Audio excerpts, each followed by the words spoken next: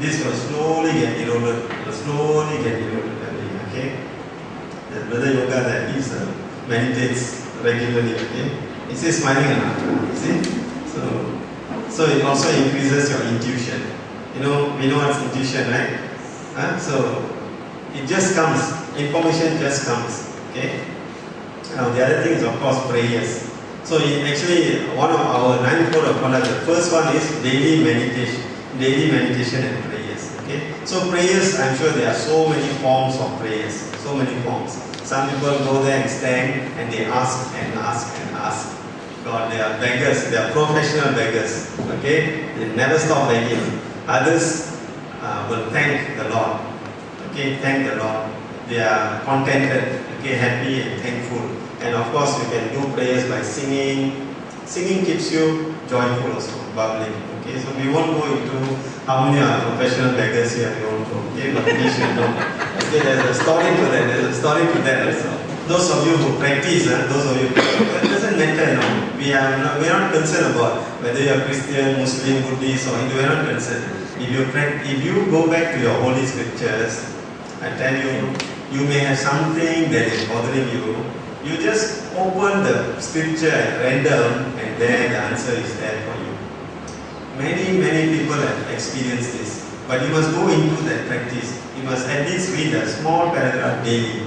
And sometimes some people go to temples, come to bhajans, and they have something that is disturbing them, and that day the message that is read is exactly what they were looking for. Okay? But again, you must be in tune. It must be regular and it comes. Okay? And of course, selfless service. All this related to creativity. So what is creativity got to do with selfless service? Because when you do selfless service, you will knowingly or unknowingly get into your inner being. You get into your inner being, and this will then come out. All the goodness will come out. You will transform without knowing. You will transform for the better without knowing. And daily assessment, as I mentioned, I think this is extremely important. Extremely important. If we don't do this, we can get into serious problem, very serious problem.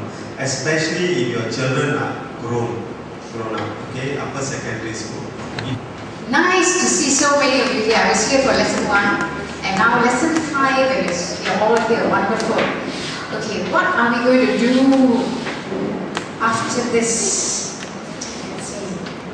Okay, we're going to make you all brain surgeons by the end of today.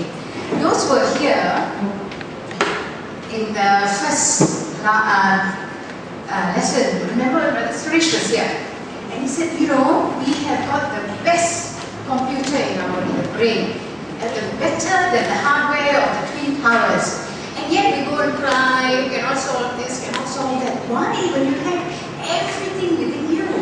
So what we're supposed to do is empower ourselves. We have it. How do we tap it? That's what we have to find out. The magic of tapping in. So the magic of tapping in is how we access this intellect domain of ours, the intellectual domain. Ours is the key. You just name all these people. You name them, okay?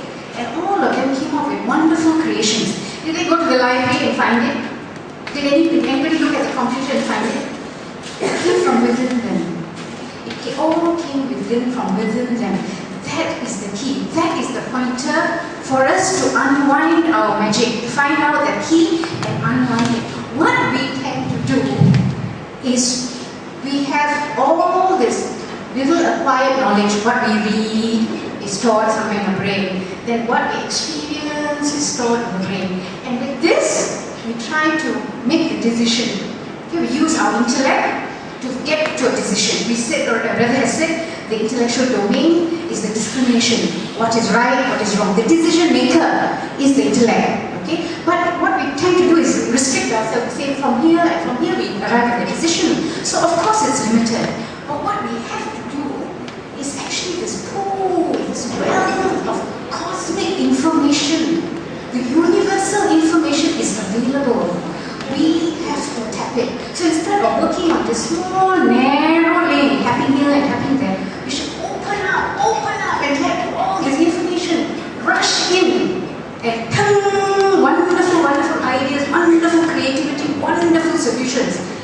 how Einstein worked. That's how Edison worked. That's what every one of them opened up, tapped it from the universe, created it.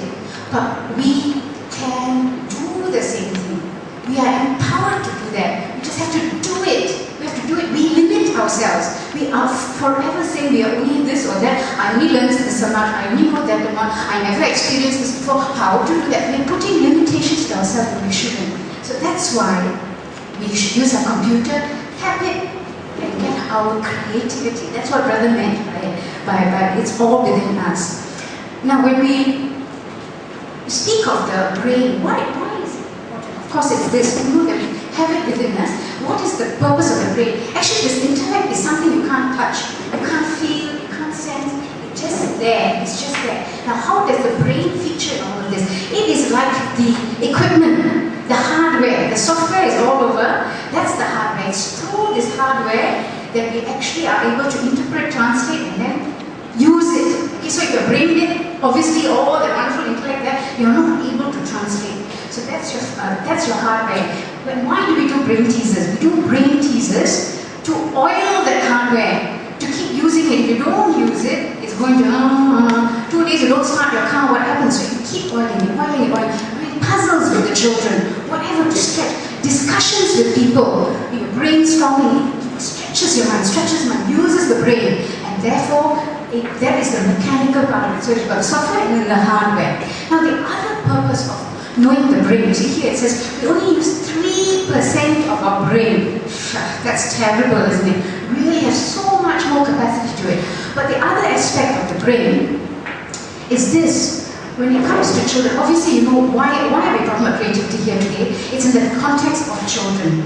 We want to be creative parents. Every day we have some kind of situation at home. Something or other. Either this is calling Amma, that is calling Amma, that is calling Papa. Whatever. There is some situation. Idea is to be creative. We know about being healthy, we know about energizing ourselves, we know about being conscious. Now we creatively solve the problem. Okay, we can be creative, but creativity doesn't exist in vacuum. No point if your child is a very analytical child. You know, he thinks this way, A, B, C, D. And you might have another child who's a very dreamy sort of person. How many of you have got more than one children? All of you. Now, how many of you will say both children are identical? The way they think, their habits, everything, what they like, dislike. How many of you will? Nobody. Most cases, each child is different. And why are they different? It's very scientific. Each child has a left side of the brain and the right side of the brain. And one may tend to be more dominant than the other. The left brain fellow will be very mathematically inclined, he'll be very mechanically, open up this radio and do this investigation. The other fellow will always be in some cloud, somewhere else, dreaming or whatever. That's because they're working from two hemispheres of their own brain. Okay? So when we are being creative, we are not sitting calmly, we open our intellect and we've got creative solution, but you turn to the dreamy fellow, analytical measure we are solving, he is in another world, he can't relate to you. And you tell the analytical fellow some dreamy solution, he think, in his mind, he won't tell you that, but he can't relate to you. So why? You have to know the inclination of the child. So when you are being creative, you know which method to use to relate to the child, to get the message to the child.